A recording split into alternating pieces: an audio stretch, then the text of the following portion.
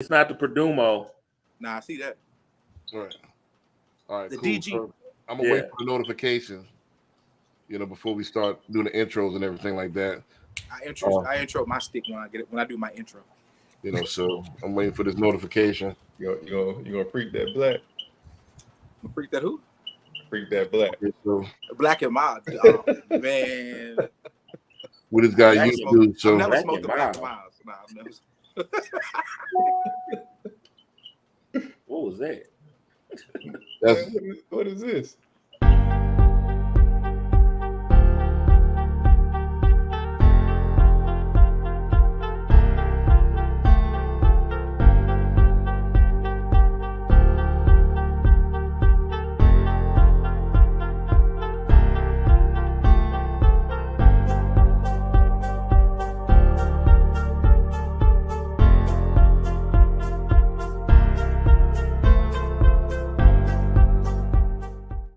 Calling all realtors. This is Brandon B. Dixon, NMLS 1541210. I wanted to talk to y'all real quick about my realtor referral program. So anybody interested, anybody want to sign up? And a lot of people have been asking questions, so here it goes. So don't forget, I'm licensed in 6 states. So California, Texas, Louisiana, Florida, Georgia, and Illinois. So if you're a realtor in these 6 states, get at me. So what we're doing, don't forget, we just merged with Greenwood Realty. So we have the real estate side and we have the loan side all in one office. So any realtor that's interested, DM me. So what I'm going to be doing is I'm not going to be showing any houses. So anybody that wants to split commission, that want to become a showing agent, or just you can stick with your brokerage, just want to reciprocate business, get at me. Also, give me all your turn downs. I got over 200 banks. So let's reciprocate business and make some money. So if you're serious about making money, get at me.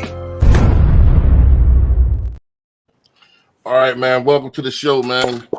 We're going to get more and more produced, man. We need an intro as well, man. So one of those videographers, get at me, man. We need... Did this man just do a whole 30-second plug?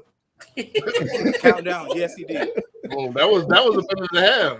Countdown now. I did so what we going to start doing? 30-second countdown. Right. What we going to start doing? We need to do it every 15 minutes, throw a commercial in there. So everybody needs to do the commercial. Hey, if you don't want your loan officer all in the closing of the video,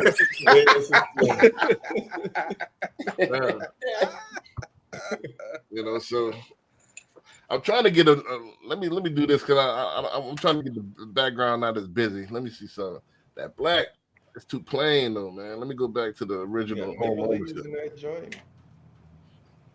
What y'all think, man? The regular.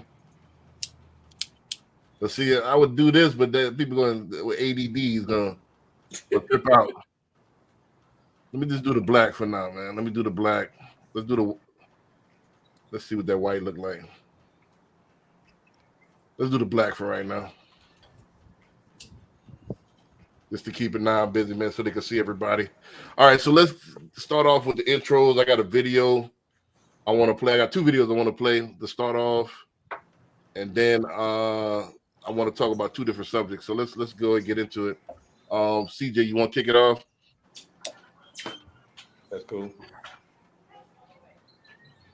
What's up, everybody? CJ, the realtor, broker owner of Greenwood Realty Group. Hit me up on social media at CJ Self Texas. That's CJSELLSTX. Give me a follow. Check out the content. Let me know what you think. Also, check out the website, greenwoodrealtytx.com. If you're looking to sell, buy, if you're looking as a realtor wanting to join the team, we got all the information on the site for you. So go on there, check that out. We got the forms, fill that out. We'll get back to you ASAP. And then also, my YouTube channel, CJ the Realtor, where we're doing our home tours, Lux Edition, showing you some of the luxury offerings that Houston and surrounding areas have to offer. So go on there, check it out. Of course, just like with the social media stuff, do the subscribe, the share, the like, all that good stuff. Then call or text me if you got any questions on real estate, 832-338-3182. That's my cell. If you got any questions, if you're an agent or if you're a potential client, hit me up. That's direct to my line. And of course, we give back. The Mansa Academy, our website is themansahacademy.org, nonprofit where we're teaching our young men knowledge of self-improvement and entrepreneurship So if you're interested and willing to donate, whether it's time or money, we got the forms online too. So we need it, and we appreciate all you can do for us. Peace. Barry B. Hey, how's everybody doing? This is Barry B with real estate agent. If you're looking to buy, sell, or invest in the Houston or surrounding areas, you can go to my website, homesbybarryb.com. You can give me a call at 832-786-1270, or you can go and Google me. Just put in Homes by Barry B. I'm on all social media, YouTube channel, Facebook, Instagram, TikTok. Send me a message. Let's talk about it. If you have a question, just let me know. Let's talk about it. Let's get you to where you want to be. All right, Hyman. What's the deal? It's Hyman Livings with H&L Premier Realty. Here to help you with your buying and selling and investment needs. Feel free to reach out to me. 832-235-0985, or you can catch me on the website at hnlpremierrealty.com. Tonight we're smoking the Oliva G Series. It's a beautiful stick. Patrick. Yeah, hey there, Patrick Chevalier III, financial planner. Hey. You can catch me on YouTube. I do a weekly market commentary each week. Let you guys know what happened in the markets last week, what's to come this week, and I also share portfolio themes of areas of opportunity for how to invest based on what's going on in the markets. Great to be back here with you guys again. I haven't seen you guys in a few weeks. You've been missing in action. Did you plug it's Ask Chevalier Wealth? Of course, website www.chevalierwealth.com, CHEVALIER, and the word wealth.com. Gotcha. Okay. All right, so I got to switch my intro. I got to update my banners, man, because it's official, man. Like I said, I'm Cordell Stewart / Travis Hunter. Who else? What's your boy name that won the Heisman that played for the Raiders? Rod Woodson. Yeah. Howard? Woodson. Yeah, Woodson. Rod Woodson. I'm official. I'm on both sides. So it's Brandon B. Dixon, NMLS 1541210 at BNL on social media. So I'm officially a luxury agent with Brandon B. Dixon Real Estate Group underneath Greenwood Realty. The new website's coming out soon. So right now the YouTube's still the same at BNL Loan Officer. If you want a mortgage, you can book me at applywithb.com, where you can apply, or you can book me for a consultation. Also, you can call me 24/7, 832-775-8357. All that's going to be the same at BNL Loan Officer on all social media. Also, coming soon, my real estate site that should be up tomorrow, brandonbdixon.com. So be on the lookout for that. So right now, I got your new handle, bro. Huh? I just thought of it. I got your new handle. Was that being a dual agent? Billionaire B. Right. You gotta answer, Just have them on both sides. I don't know. I'm thinking about being that broker, but at the same time, I own that I own the click for being that loan officer, so I might as well just keep on rolling. So a lot of people don't know what a loan officer is. So, but I own that space. So I own Brandon B. Dixon. I own my name, and I own being that loan officer. So that's my two clicks that I own. You know what I mean? I feel that. Yeah. Nobody else. Not saying I can't do another one, but I own those two. You already got a lot of history and traction with them too. Right, 7 years worth. So being that loan officer, but people might get confused. So I don't know. We'll see. But Brandon B. Dixon, I'm promoting heavy. So once the name get out there, don't matter what it is at that point. Two other things I want to go ahead and promote before we go ahead and get started. What's today's rates.com if you want to check my rates 24/7. Again, I got one closing next week that's still in the sixes, man. 6.75, man. So everybody else, huh? When you lock that in? I locked that one in like a week and a half ago. That's crazy. Yeah, so my rate's still crazy. Like everybody else in the eights, so you can't beat. That's good. That's better than this broker. Period. So rates wise, nobody's messing with brokers on the race side. So go ahead, try me out.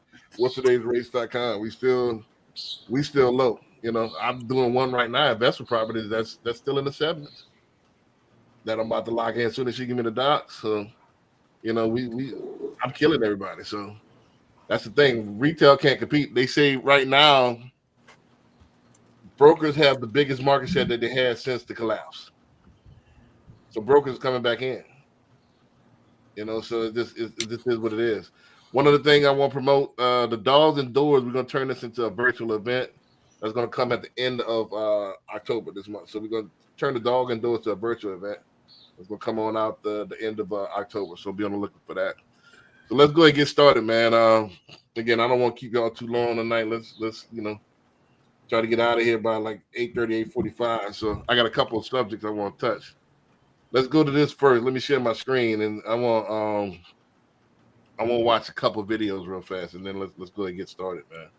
So let me go ahead and share my screen here,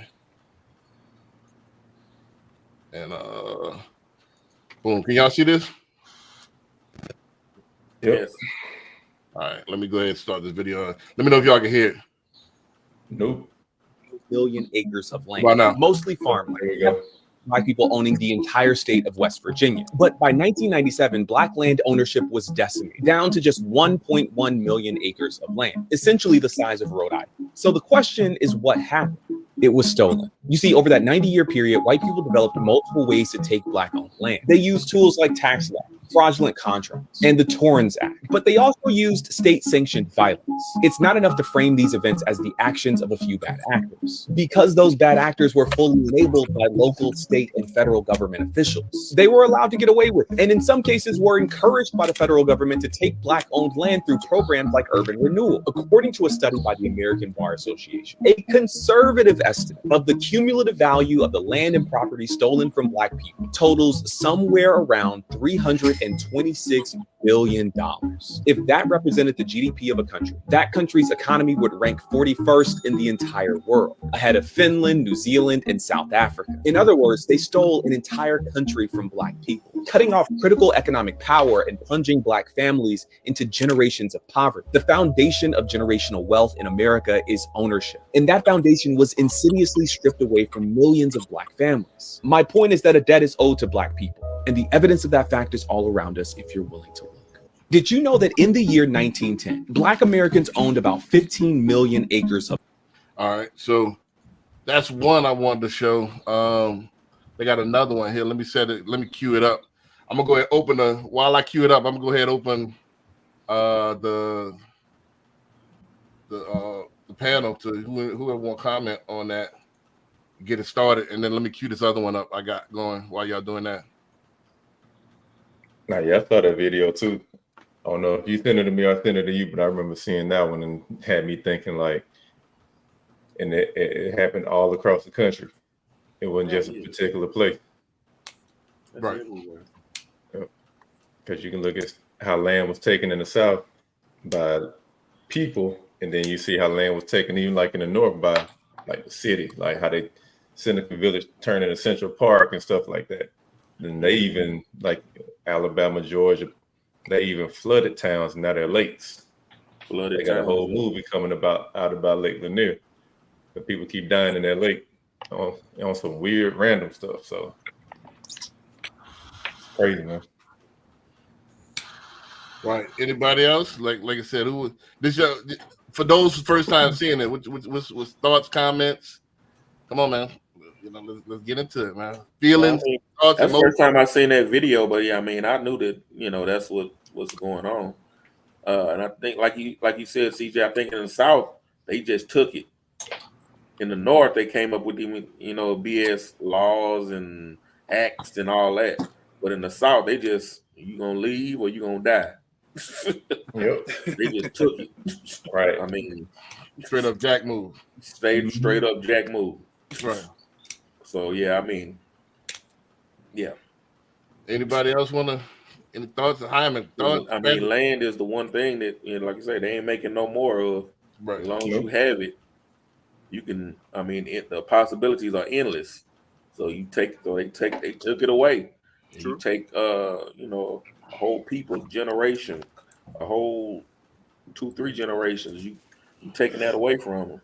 Yeah, because most of those livelihoods in the South, they grew crops. Yeah, growing So crops. when you take their land, they still got to make money somehow. Their skill set is in agriculture. Then you know we'll make you a sharecropper. You come over here and work, and we'll give you a little bit of money for the crops you make. But then at the same time, you rent my tools, so I got to charge you for that. So I'm gonna take that out of the money I was gonna give you. Are you using my seeds, and I got to take that money too? Right. I'm gonna play it one more time since Corey missed it. I'm gonna play it one more time. What's up, fellas? What up, man? I'm gonna play it one more time since Corey missed it. Then I'm gonna go into it. Let's go into it one more time. Let me share screen. Boom, and then I want to get your thoughts on it. Boom. Black Americans owned about 15 million acres of land, mostly farmland. That's equivalent to Black people owning the entire state of West Virginia. But by 1997, Black land ownership was decimated, down to just 1.1 million acres of land, essentially the size of Rhode Island. So the question is, what happened? It was stolen. You see, over that 90-year period, white people developed multiple ways to take Black-owned land. They used tools like tax laws, fraudulent contracts, and the Torrens Act. But they also used state-sanctioned violence. It's not enough to frame these events as the actions of a few bad actors, because those bad actors were fully enabled by local, state, and federal government officials. They were allowed to get away with it, and in some cases were encouraged by the federal government to take Black-owned land through programs like urban renewal. According to a study by the American Bar Association, a conservative estimate of the cumulative value of the land and property stolen from Black people totals somewhere around $326 billion.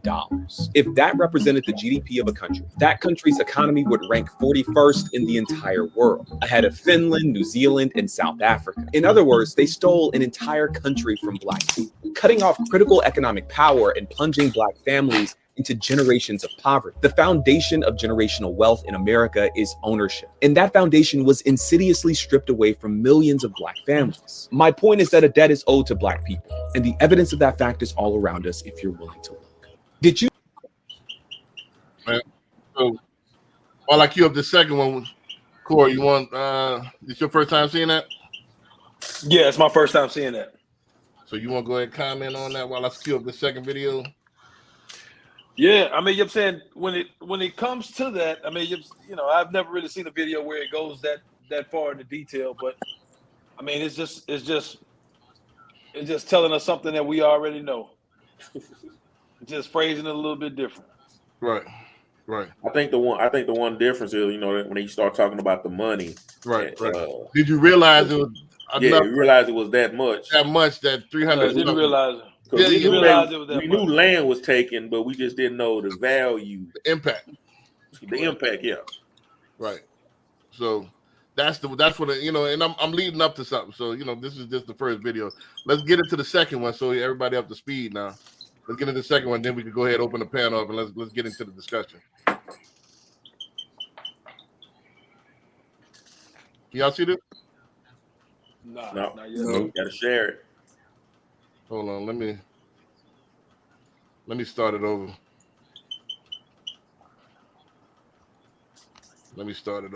One second.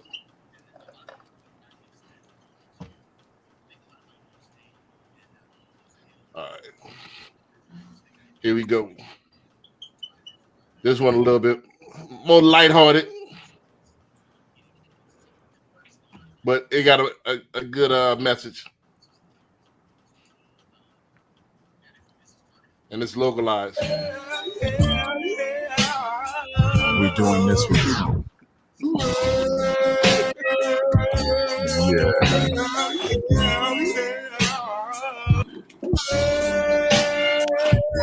Yeah. We're doing this with you.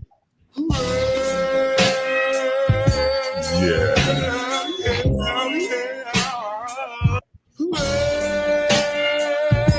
Yeah. We're doing this with you. Yeah.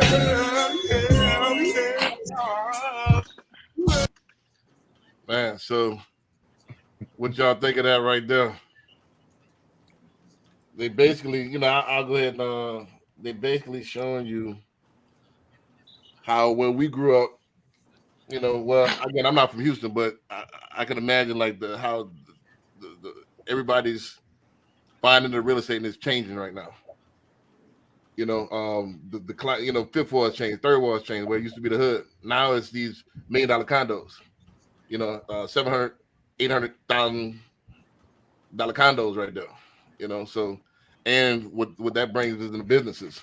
So it's a new mind frame instead of just the hood people, not just us. Well, mostly not our community, but a lot of other people is investing in these communities and changing it for the better and making it more valuable. So I wanted to kind of tie these two videos together. Like, hey, we behind, for actually that's not our own fault, but either way, it should make you want to go harder as far as ownership. And then you see what you could do. We grew up where people just let our generations before kind of just let the things go, but now these newer generations are now starting to invest in a hood and starting to change it and see the value of what real estate could bring. So it's not just all right, mom and pop stores. You could get rich and have generational wealth by investing in the neighborhoods you grew up in. Mm-hmm. So it's even more important. We got to fight back with ownership. Land. We sleeping on land, businesses in our own community. Think about it. If you look like I said, then and now. Look at the fifth ward. Even the fifth ward, when I first moved out there, it was quote unquote the hood. Now they have all these what they call it? These tax deferred zones where you can build. They call pretty much every hood in America opportunity zone. Right, opportunity zones where you could build and you got tax deferred for 10 years, Patrick? I mean, you hold it for 10 years, it's tax free. Tax free. So people that businesses, So everything. they just wipe it clean. Right. And everybody, not everybody, but a lot of people outside of the community never grew up there or invested in the community. So why the pattern, and I said this on the very first Power of Ownership when I very first started podcasting, this is the pattern, and we need to break the pattern. The pattern was, for some reason, I think it was plants, but I don't want to get conspiracy theories. But for some reason, my mom's generation, they thought moving on up was moving on out. And what they did is that they chased them. So when they moved out to the suburbs to move away from us, they moved out to the suburbs. And when they moved out further, they tried to move out further. And so we abandoned all of our neighborhoods and our businesses trying to think we moving on up. What they did is when we abandoned those neighborhoods and left those neighborhoods decrepit and unloved, they bought it for cheap. They bought it for cheap, and now they're rebuilding it and they're bringing all the businesses right back to the city. So it's like a loop. We chasing instead of, all right, let me go ahead and plant my flag here, and I already know what y'all want. Let's go ahead and invest in a hood and build it up, and then let's reap the benefits. Yep. I'll go ahead and open that up. I think it's kind of it's deeper than that though, because when you talk about redlining and how that happened back in the day, where you couldn't even really buy property, or the property that you bought was in the area that was less desirable, you weren't even allowed to purchase in a quote unquote nice neighborhood. So just like as we're parents, we want to give our kids a better shot at being successful. I think that's what they thought when they all right, we got to go to the suburb. So when the government allows the area to get dilapidated enough to where things are a penny on the dollar, then you have an opportunity zone where you have to have certain things in place to even qualify to. You can't just buy property there and qualify for that tax-free benefit. So certain things you have to do and have to be set up as to even be regarded as someone that can take advantage of it. And for the majority of our people, we didn't fall into that category. So now things got so bad where you can get houses pennies on the dollar. All right, now it's time to come back and revitalize. People in the suburbs got flooded out from Harvey, and they see in Third Ward, Sunnyside, all these areas that didn't flood right next to downtown, prime real estate. Now they want to come back in because it's closer, it's safer from weather and whatnot. So it's like, all right, we're coming back in. Right. So it's a whole big plan. I look at it a little different. I think it's more of one to come to somebody's table instead of making our own. We want to be part of something else, or some people want to be part of. They thinking that was part of, like you say, getting better, leaving the hood and going to these quote unquote suburbs. It's supposed to be nicer and all that, chasing other people instead of making our own. Right, and that's a double time of ownership, our own as well. You know, that's the double entendre about the day. Is like we got to take ownership of our own. Like why is we chasing? The whole thing is about generational wealth and making it better for your last name. And that's why I'm glad Patrick's on this, because what better way, if you're already in the opportunity zone, why would you chase the suburb? You know, and but people didn't know they were in the opportunity zone.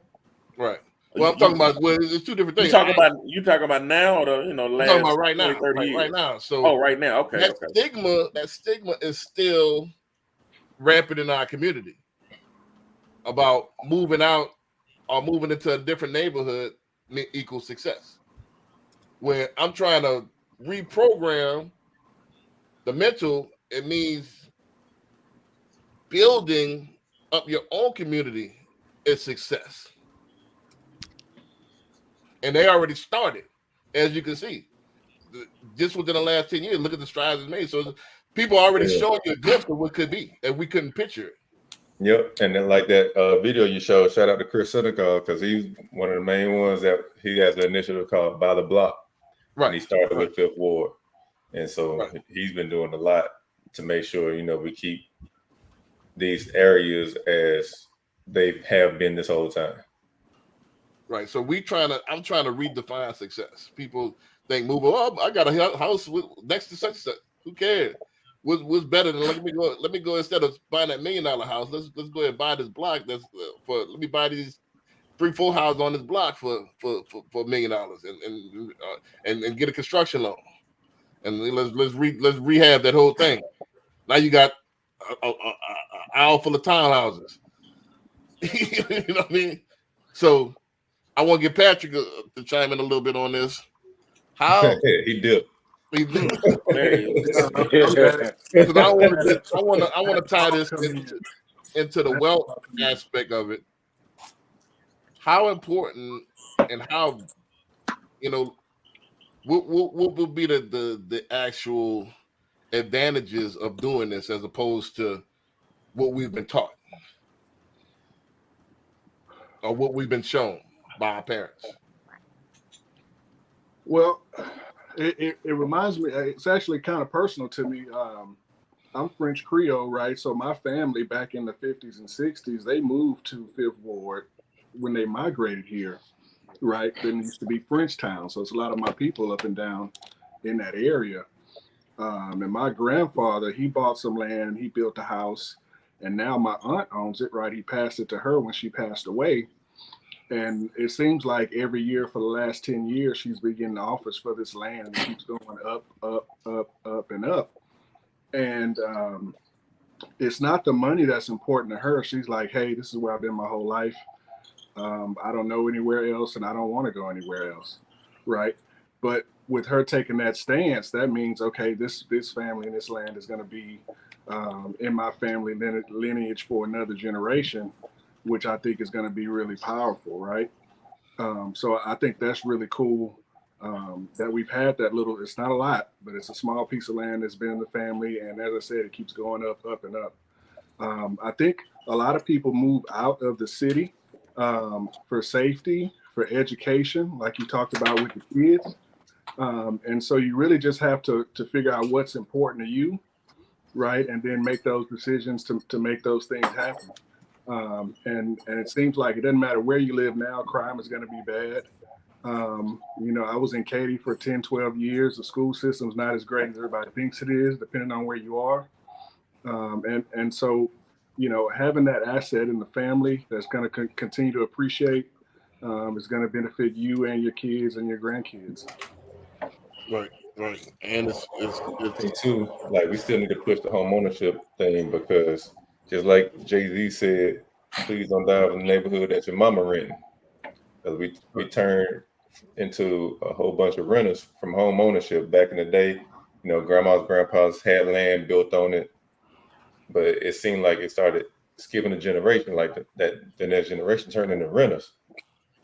right. Well, that's what I said. It's our mom and them. Our grandparents.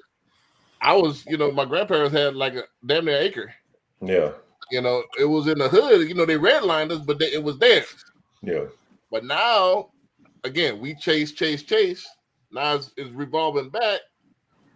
Now they want to buy it from us for pennies on the dollar. Mm-hmm.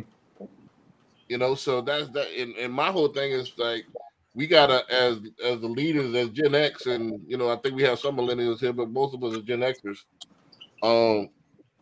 We gotta lead and say, hey, hold on to that land like Patrick family doing or whatever. Hold on and don't sell out. Hold on to that land and then, you know, develop it. You know, develop it with the surrounding area. You know, put some money into it. You know, don't take the money and then, all right, we cashing out to go. I don't want to say around people that don't want us, but I mean, you going to impress who? When it's not. I want to really get into the nuts and bolts of how it's not really a power move like you think to move out. It's actually more beneficial to stay in. You know, as far as tax purposes, as far as everything else, as far as incentives, as far as the long term. If you look at the long term, now you're not gonna get that lump of money right away, but over the long term, I think it's a safer and sounder investment. I would say.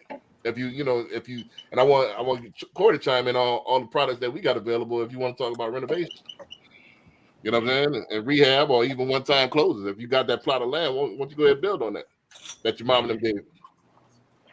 I think you know what I'm saying. We have products which you can actually take and do something with, but I think for a lot of people, you have to be in a position in order to take advantage of it. I think a lot of these people that's in this lower income area. It sounds good to say, hey, look, you know what I'm saying, just go ahead and cop a squat, you know what I'm saying, stay there. And then use one of the renovation products or try to buy up the block or whatever the case may be. But I think for a lot of the people in the lower income area, they just don't have the ability to do it. They just trying to make it day by day. So even though it's a good idea, you know what I'm saying, do they have the resources to do it is the question. Well, that's my thing is that I think the mind frame is not there. I think the resources are there. And I'll tell you how. You don't necessarily have to be cash rich. You know, you could borrow the money. You know, there's funds that you could do to where you could eventually build up. I'll give you an example. I'm helping a guy right now that his dad passed him down a piece of property. If he was to take that, he could take that with zero down, and we could finance the renovation, and he could took and either buy and held that and made a profit every month and have net about $1,000, $1,500 a month. That could change the situation, or he could turn around and sell that and get about $50,000 to $60,000 out of it, and then go get 2 and 3, and go from there. So you have options.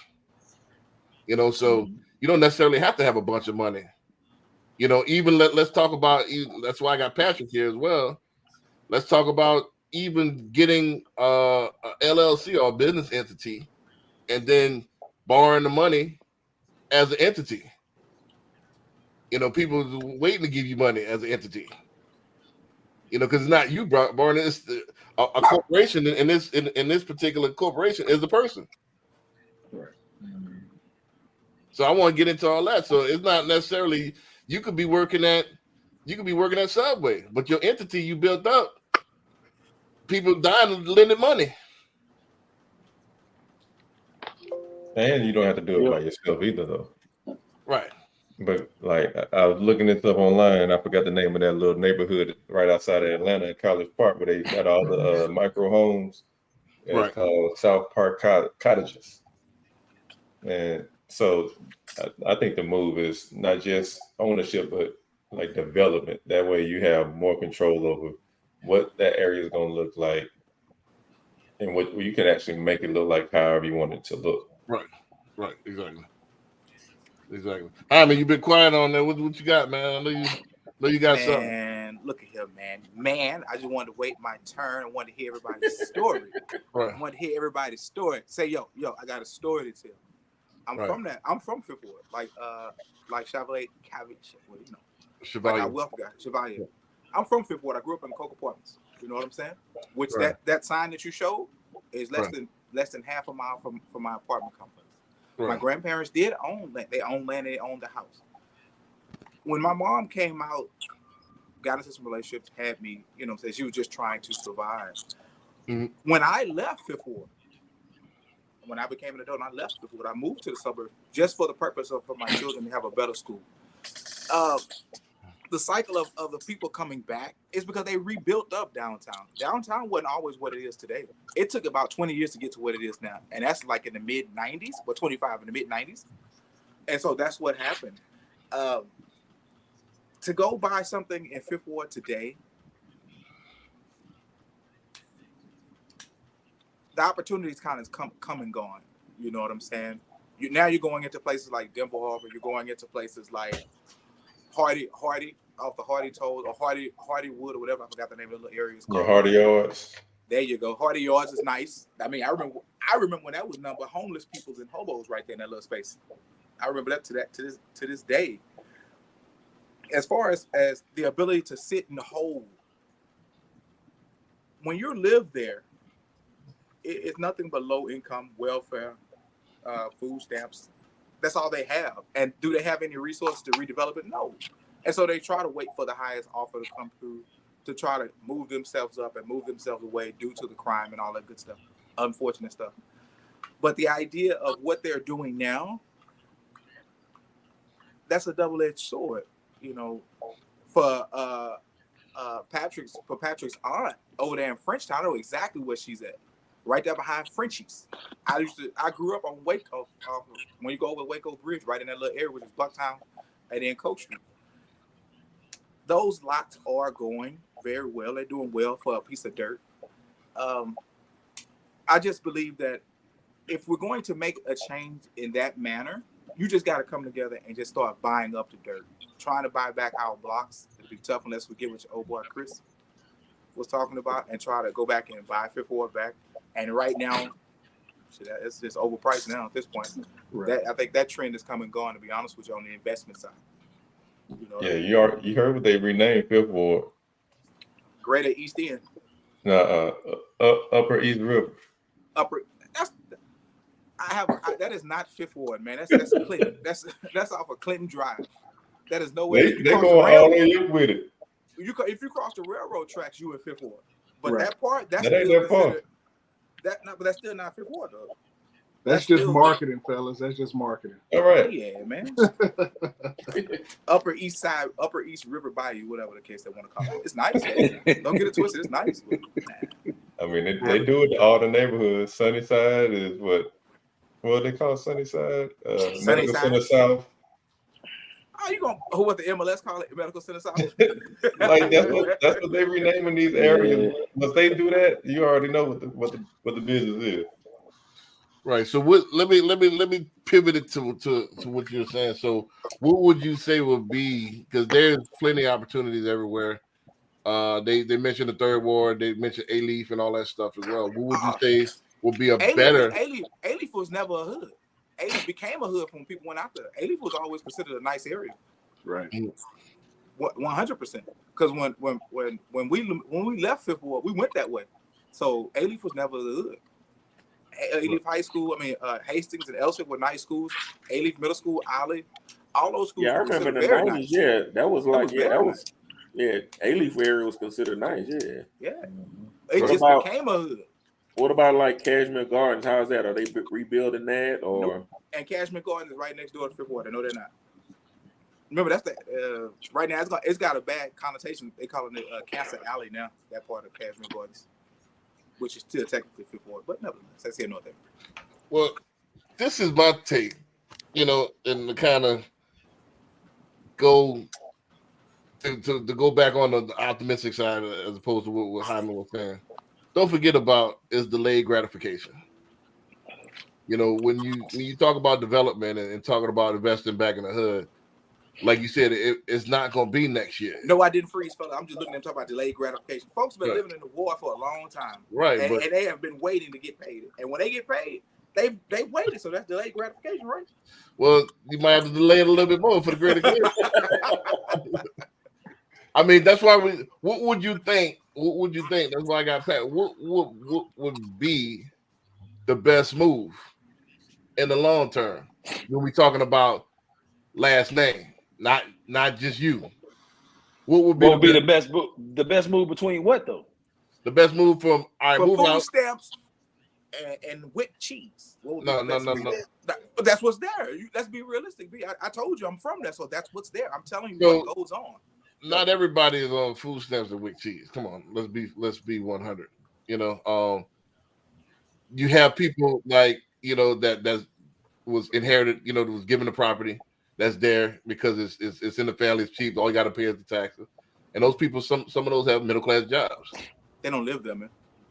or they might have rented it out or whatever. So but they have property there.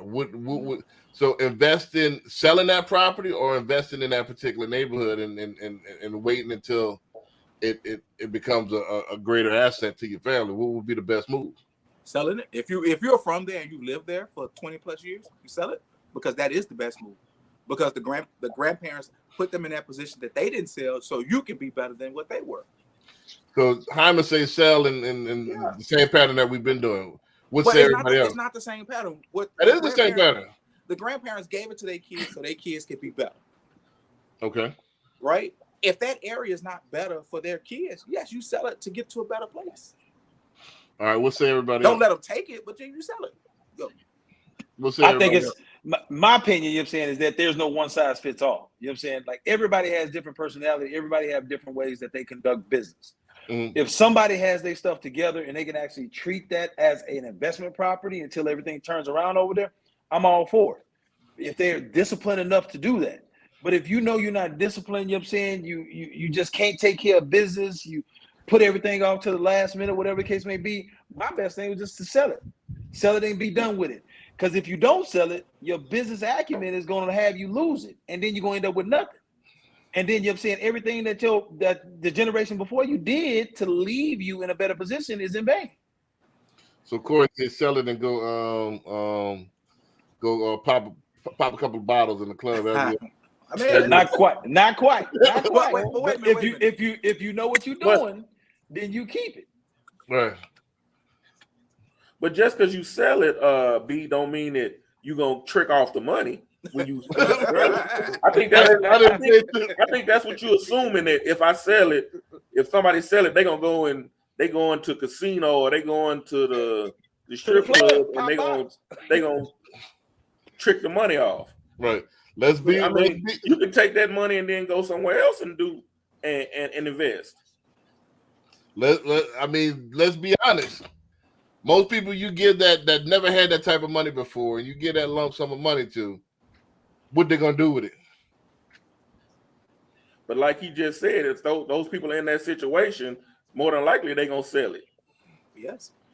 Right. And But that's that's what this whole thing about. I want to give some tangible evidence on a better way. Maybe they don't know there's a better way. But if they've been living that 20 years and they haven't got better, and you saying sell and hold it to get more, I'm gonna wait to get my remedy. Been waiting 20 years. I'm gonna wait to get my remedy last. I'm gonna hear everybody else think. But that's the thing, though, B. If you're selling them, the biggest thing is say delayed gratification and generational wealth. Mhm. That generation before them did what they were supposed to do. They saw that there was an opportunity. They took it, and I'm going to give it to you so you can try to do the exact same thing or do something else. I think Once they you burnt do off that, too early. that's up to them. I think they burnt off too early. So that's why What I you played the mean? video. I played the video. So our grandfathers got jacked, and then we still were able to go back and accumulate land. And then when they gave it to my mom and them, they sold it. So making our piece of the pie even smaller. And they went to getting something. Sometimes they were house rich. You know, I don't want to get into my personal story, but you know, like my mama or whatever. And then they wind up giving it up anyway and go back to becoming a renter. So you know, too big eyed. You know what I mean? So that happens. You know, I agree with Corey. It's not a one size fits all. But I want to hear everybody else remedy before I really go into mine. I think there's a better way. The way is if you're going to invest, yes, you try to invest. I'm going to take from the perspective of someone who came from there, who was from there and saw what it's like every day for 20 plus years and say, you know what? If you got the opportunity to move on, you go ahead and do that, because you only get that kind of money once in your life. And if you got a chance, and if you get a chance to take care of your next generation, then you do that by either selling it and creating something different to improve your life at that moment. That's okay. And folks, this is why we're the Jets of the you know who's the worst team? The Jets, the Browns, The Giants after last night. the Giants, The Carolina Panthers. What about the Broncos? The Broncos. yeah, we're the Broncos of the league. This is that mentality right there is why we're the Jets and the Broncos of the league. So this is my thought. Because I know, like, if we wait and want people to wait for delayed gratification, doing it one at a time, it's gonna take forever. No. Yeah. Think about it. If one person at a time is gonna revitalize one piece of property in the whole neighborhood at a time, it's gonna take forever. But if we collectively come together and do some development work where we revitalize in the neighborhood where it shows up sooner, then we stand to make a lot more money. But if we're doing one every homeowner at a time doing something, staying there, renting out, you know, waiting for profits for that to do something else, that's gonna take forever, bro. Ain't the model in real estate want to bring you to, or that's another game? But here's the thing, B. Are you asking a person to still live there? Or you No. Let me give you my remedy. So let me give you my remedy. So it makes sense. They're watching Ray sell X pills on the corner. But again, you could always go ahead. I give you an example because I got a piece of property in Louisiana. My mom's staying there right now. You know, she did the whole go to the outskirts, try to be house rich, keep up with the Joneses. When she lost a job, then she had to give up the house, so on and so forth. So house rich. Now she's back right where she started. Luckily, we kept it in the family because she was trying to sell that as well. You know, so but I got an acre in Louisiana. Now, right now it is a bad neighborhood. You know, it's gotten worse since the older people have died in that neighborhood. Now the grandkids have taken it over, and the grandkids are neglecting and don't have the same pride in the neighborhood as my grandmother did. You know, when my grandmother had that neighborhood, it was a middle class neighborhood. They well kept, very very little crime, and everybody kind of communicated. All neighbors knew each other. You know, I had like neighbors walking down. And then they threw crack in there. Well, now it's not crack nowadays. It's everything else. I'm talking before now. I'm talking about 80s. Well, in the 80s, when I grew up, this was a nice neighborhood back then. That's what I was thinking. This was nice. Saying that. It kind of goes back to that first video, right? We've been systematically and institutionally targeted in various ways, and that's just another effect of it. Well, my solution is this: I'm holding on to that property. It's on an acre. Once my mom passed, I'm gonna renovate that. Probably put either put another back house on there or something to that effect where I can get double the rent. And I'm gonna rent that thing out and I'm gonna wait. and you know, and if I pass, my daughter gonna have it. You know, so and she gonna wait until it comes back because they're gonna do something with all that little strip right there. They're gonna have eventually redevelop that whole thing. And when they do, we got prime real estate. And that's my thing, B. I'm saying, instead of just doing that yourself, why don't collectively get with somebody else in there, Right. borrow against that equity and do some development over there instead of you just having yours, them just doing theirs. Y'all know something coming. Get in the way of that. And so that's the thing. And you network with people like, hey, listen, I got this. I got the equity because it's paying in full. I got the equity. Hey, let me go ahead and borrow against this, and let's go ahead and buy this commercial strip mall and wait. Let's go ahead and buy this, because eventually the business is gonna come. And that's how Jeezy mess around, and Jeezy and T.I. own half of Atlanta. So it starts with the individual, but eventually, you can start collaborating. But I wouldn't wait on anybody to make a move. The move you could make is holding on to that property. You still could reap some of the benefits of that by renting it out and even doing a renovation loan, paying that thing out, staying disciplined. But you're not gonna get rich. I think I wanted to show one more video as well. I think it was, you seen that Dick Gregory video? That Dick Gregory video, like, man, something wrong with us. We eventually want to give it back. You seen that one? I seen that one. Yeah, like Dick Gregory was talking about, like, we just consume. We don't make anything. We just consume. We consume. So we get this money. We get this money. Our first thing is to consume. What can we buy? What can I buy? All right, and then I'm gonna buy this to impress who? Somebody that really don't like you, really don't mess with you, trying to take it from you.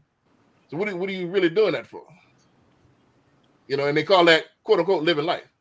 What happened to actually discipline and actually with purpose and actually set things up and managing? That is living life, not spurging and acting a fool with your money. We the only community that do this. Everybody else, this is normal. They think 3 generations down the line, and we think for the weekend.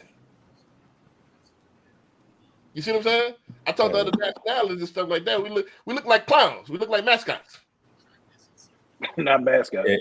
It's like it ain't nothing wrong with buying them when you get money is what you buy. Just like now, like Patrick, blood in the streets on the stock market right now. It's like stuff is on sale. It's all in what you do with that bread, man. Well, our programming is to consume. Oh yeah. Our program is that's been the bread. That's been the bread for hundreds of years. Yeah, so we got to stop the bleeding. We got to stop the bleeding. Somebody got to make it look cool to do something different. And somebody got to show them a way. Hey man, this ain't the way to go. What am I doing this for? All right, you gonna get a car? Then what? That's a terrible. That's not an asset. That's a liability. Not if you Uber on the weekend. When you buy insurance, it's not a bad asset if you just riding the bus every day.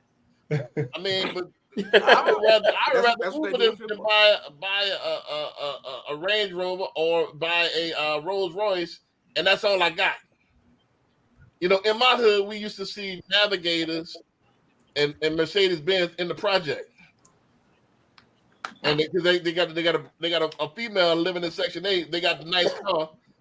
And they living in the project. They got a Navigator and they got a S-Class in the project. We look like clowns. So you don't want them to live. So you don't want them to live in the projects, but you want them to go to the suburbs and then come back and buy the project. No, what you're asking us to do? No, my thing is, I'm gonna say ask it up because I'm. Check this out. If I was to get, what you want me to do? Hold on, let me explain. Go ahead. Instead of buying that $100,000 car.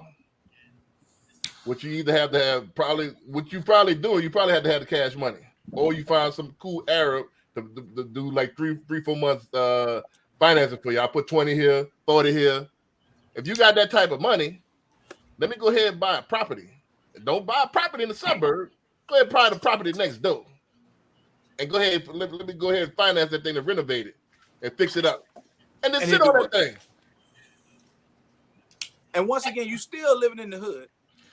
Trying to catch the 11 Nants. For those who know, 11 Nants take you all the way downtown. Catch the 11 Nants while you got a rental next door to you.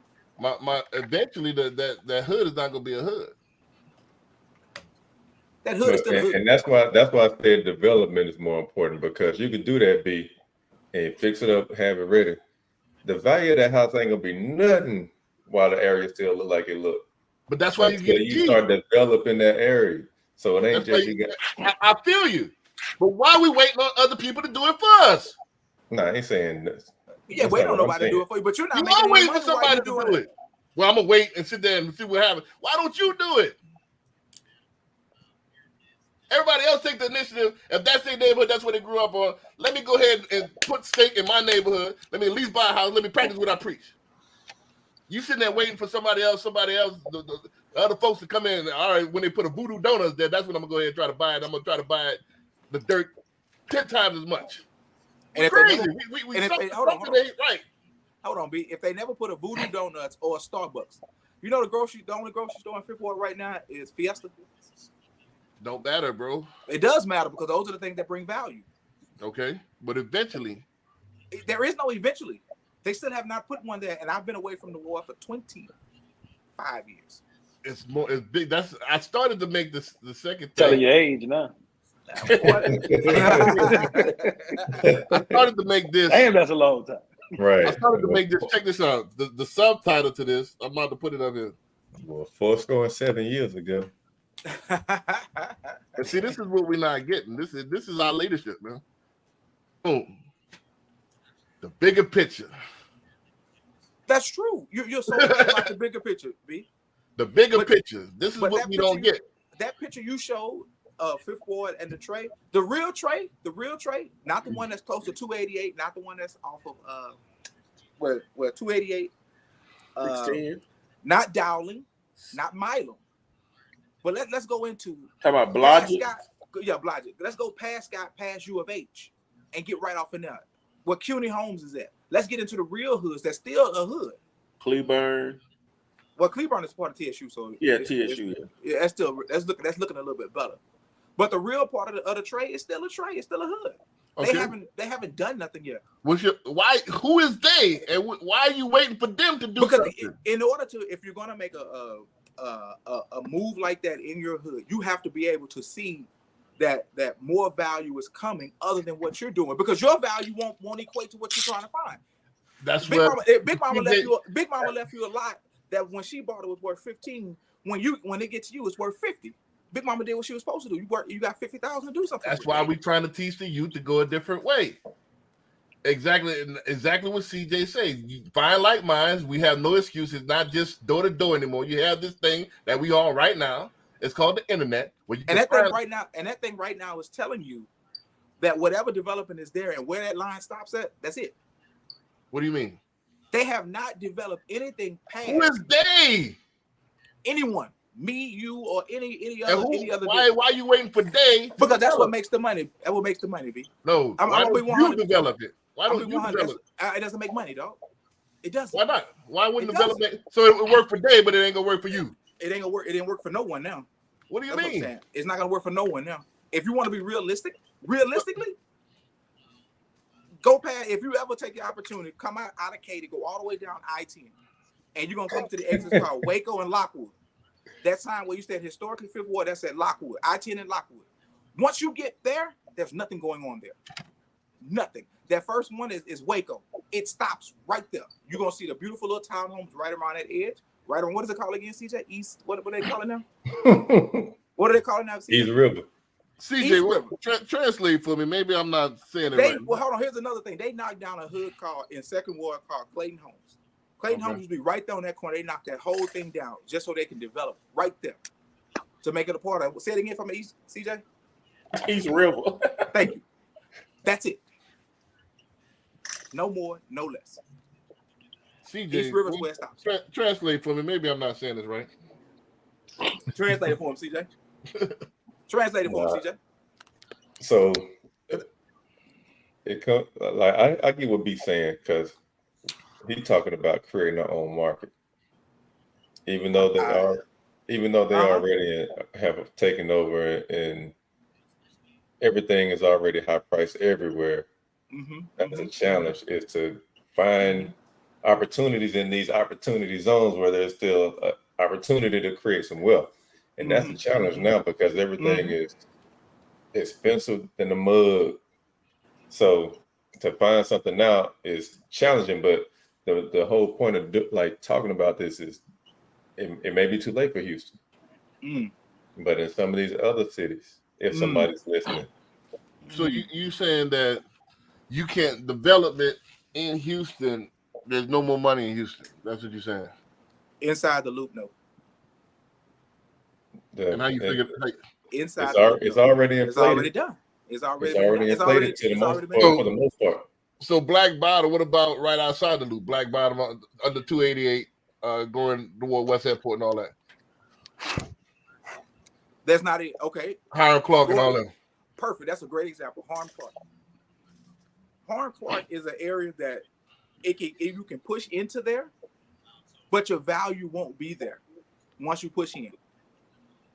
And I'll tell my investors to this day, well, look, man, yes, it's solid. The numbers look great, but how long do you want to hold?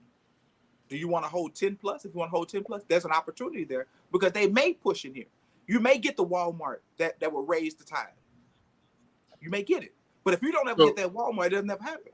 You may get a Kroger's or a Whole Foods, and then it comes up. But if those larger brands don't come in there to create that rising tide, then it won't happen. Because there's not enough of quote unquote us to put a brand there that'll raise the tide of that value. Let me tell you where the miscommunication is. And hear me out before you cut me off, because if you cut me off, you're not gonna get the full brunt of the punch. Just mute his ass. So hear me out. This is the issue. This is the Arrested Development. This is the issue why we stagnant. We keep waiting on somebody else when we have the power. We make everything hot and they monetize it. We control it. We market and make everything else, and we build these companies up. And then they follow. And then wherever the money at, they come in and do what they got to do. So why not? I'm going to take the initiative and I'm going to force these businesses to come in these particular areas. Now, with my network and my sphere of influence, along piggybacking what CJ said, you can't do it by yourself, but you could start individuals taking that stand will eventually lead to that collective higher mind. But once we make it hot, we don't forget we the canary in the coal mine. We want to initiate everything. But if we make it hot, they're gonna follow. Because they're gonna follow the money. We built these multimillionaires, we built Twitter, we built Snapchat, we built all of these other companies, but they come in and monetize. So we can't do the same thing with real estate. We can't make areas hot.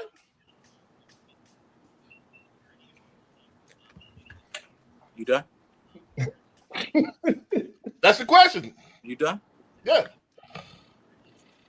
To make an area hot, you need to have high income earners, a group of high income earners to live in that area. That area that you keep talking about, the Trade, Fifth Ward, Pearland, those are high income earners. Anyone over $80,000 technically is not really high, but those are the areas that it's catering to. The larger brands that you're talking about that we're developing, they're targeting those earners to create for them to come there. What we're speaking of has already been there. What has already been done. Those high income earners, those $1 million townhomes, those $700 townhomes, the people are living there already, and that's it. If they move, they're going to move somewhere else to another state or move further out anyway. That's what it means, Big B. When I name those areas off of I-10, you just got to ride through there. You'll see like, oh, damn, it's a totally different transaction. A whole different area. Yes, we can go in there and put in a shoe store that caters to us. No, I think you're missing the point when I said mean by hot. Go ahead. What's our strong point? Anybody? What's our strong point as a community? We're consumers. You said it earlier. Well, no, strong point. Not weak point. Sure, our culture. Okay, what else? What's the aspect of our culture? What is Dion doing? It's the power to make anything hot. No, what's what Dion is doing?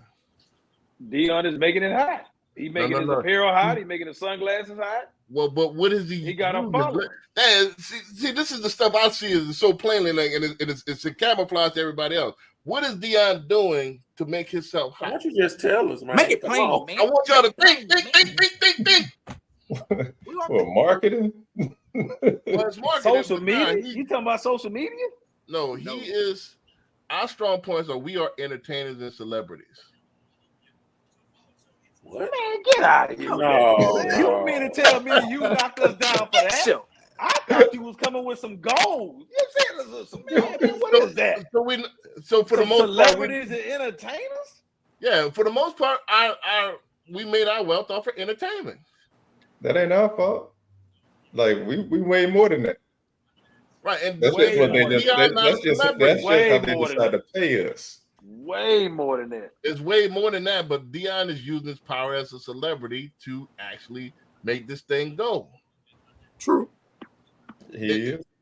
Okay. Nobody Yeah. disagree with that.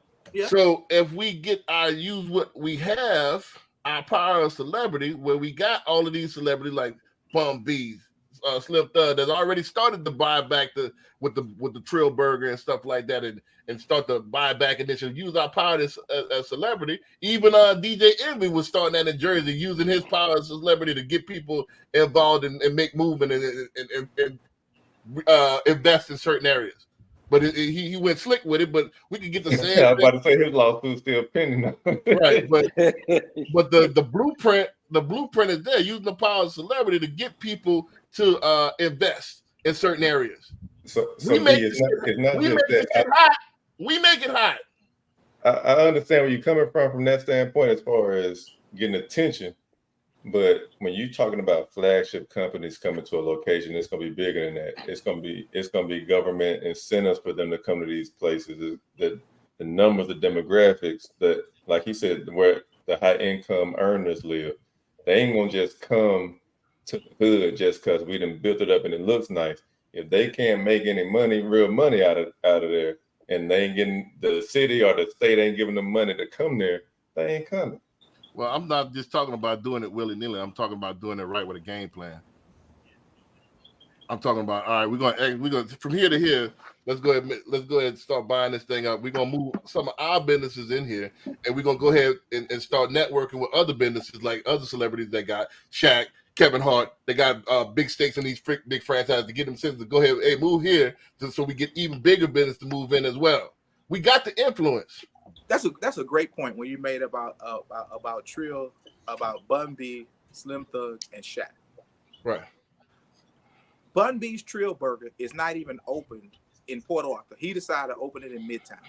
Shaq's chicken spot is over there near the Galleria, to be exact. I thought it was like, I thought it was Sugarland or Richmond or something, but I knew it was Richmond. It's okay. It's out there. It's out there. Yeah, but it ain't in the hood. It ain't in the Not hood. enough. Right. It ain't in the hood. That's why I say it's But you're saying, well, we need to get the celebrities or get celebrities on board to bring that spot that shine, the shot that's snap, put that spotlight in that area, so we can raise the tide and raise the value. But as a business owner, it's about the dollars and the cents. And if it does not make sense to put a Trill Burgers on Lowndes Avenue, he's not going to do it. No matter how cheap the price is, no matter how cheap he can get the square foot, he's not going to do that. Business one-on-one. well again. Unfortunately, If it depends on how you do it. If you get like CJ said, if you come in with a conglomerate, like, hey, I'm gonna put my business here, you put your business here, we're gonna mass develop this area and we're gonna raise the tide. That's what Dion did with Colorado. Last year, nobody was checking for Colorado. that is true. Yeah. Right now, people. That's college football. We talking about real estate. But the principles still apply. Two different animals.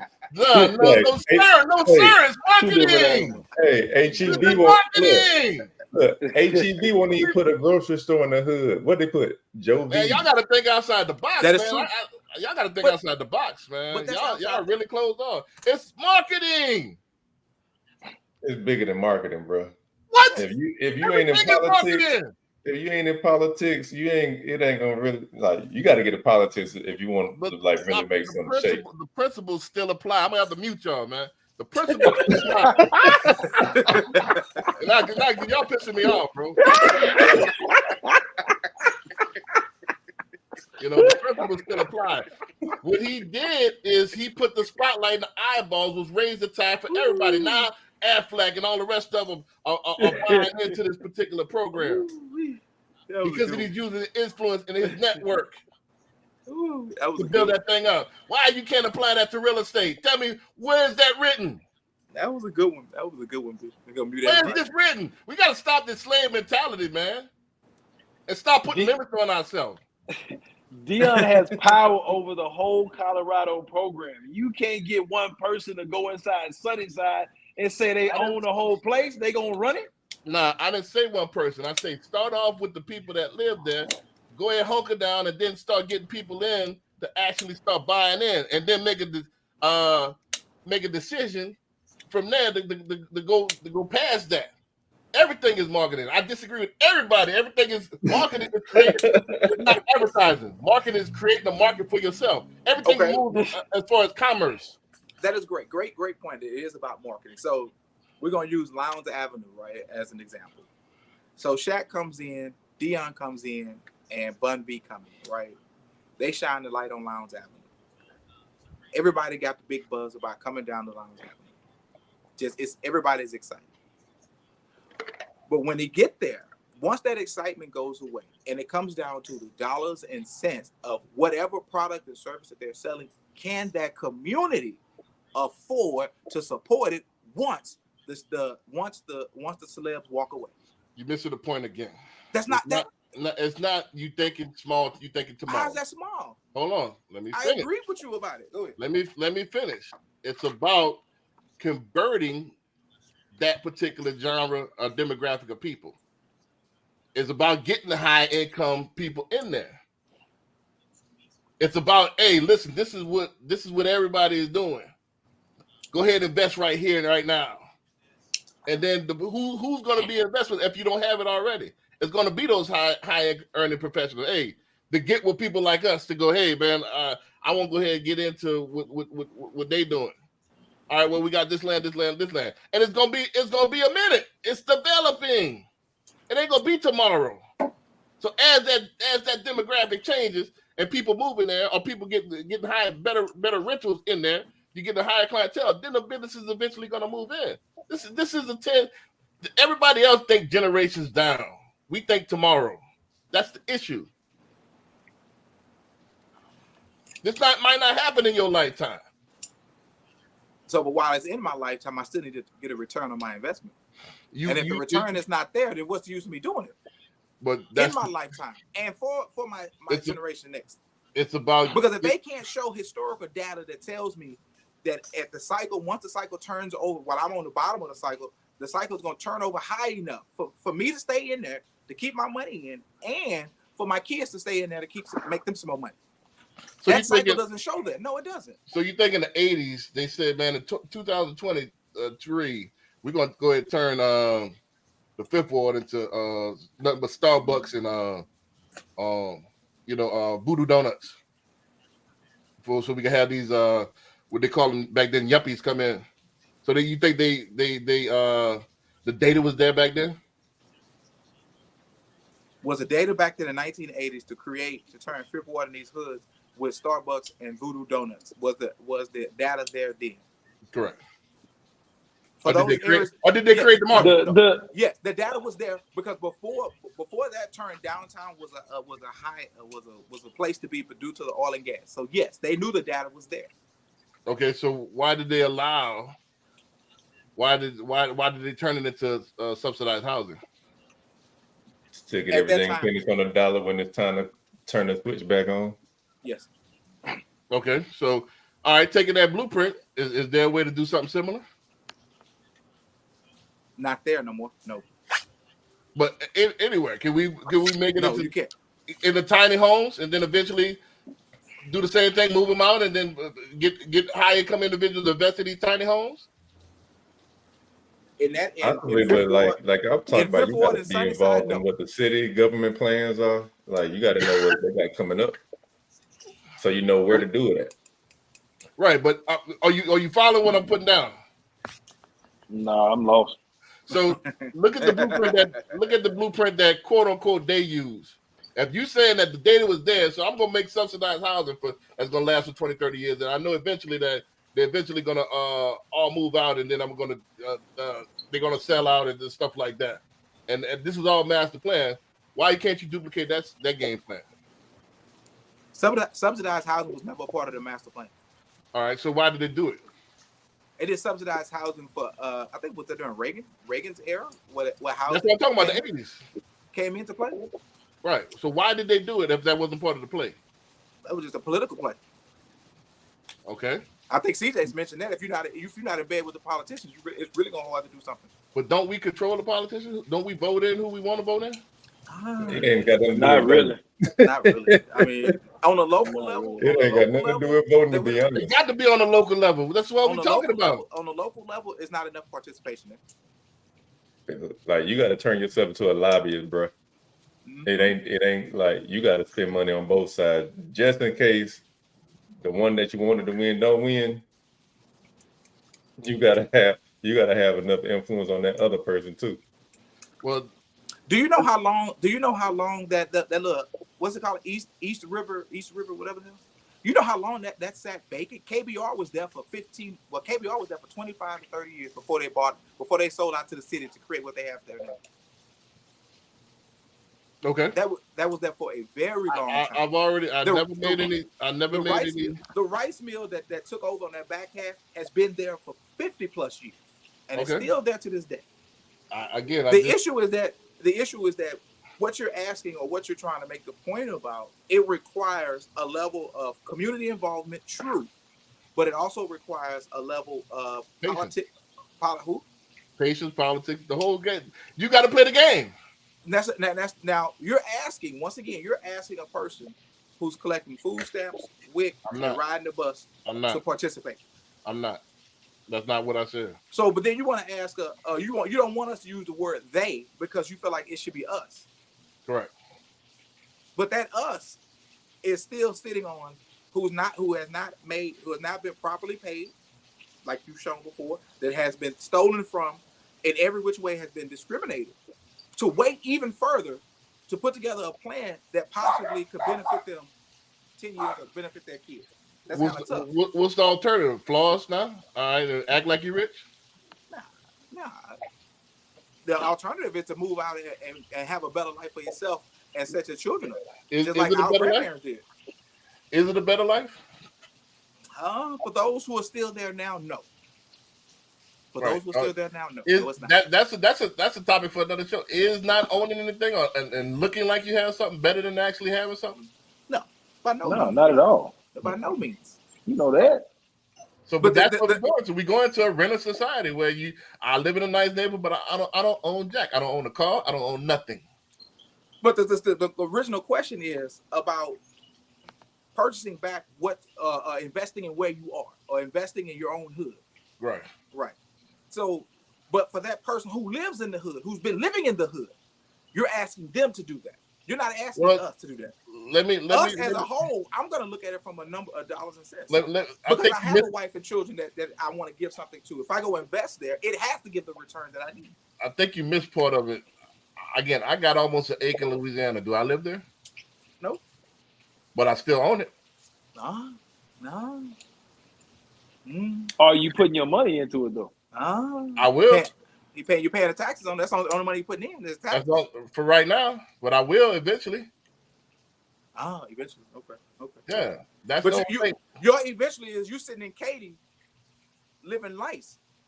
But while the folks in Louisiana, and the only reason I hadn't developed a pot of red beans to eat for the night. The only reason I hadn't, and that's not true. These people are everybody that's in impoverished areas on paper are not impoverished. They have 84-inch screens in the house. Hey, but every That's rent only. It got the latest That's on iPhone. rental Let's center. knock this off, man. Let's knock this off. And then It's on payments though, B. They ain't paying cash for that. that's my point. That's my point. You don't own nothing. So they not paycheck to paycheck. It's about discipline. That was a good You want to one. look like something that you ain't. If you transmutate that energy, you could have something, but we don't want to do it. That was a good one, B. That was a That's good my one. point. This is the whole point of the podcast. That was a good one, though. What's the good one? This ain't funny. I take this. This is why I got in the business. This is for real. I For came real? in to reprogram the minds. This is why I got in the business. That was I a good take one. this very seriously. I don't disagree that you don't take it serious, B.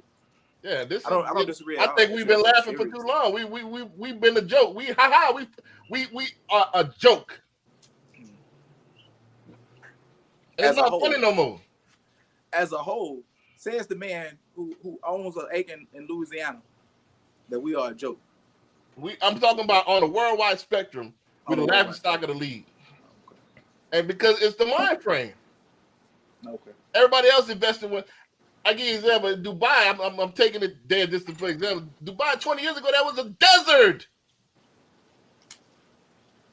That was by necessity too, though. This ain't by necessity. That was by necessity.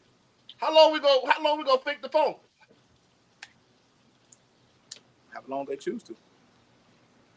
Who gonna stand up? I am. And we're gonna end it like that, man. We're gonna see y'all next week. He said he gonna stand up, huh? Hey, he is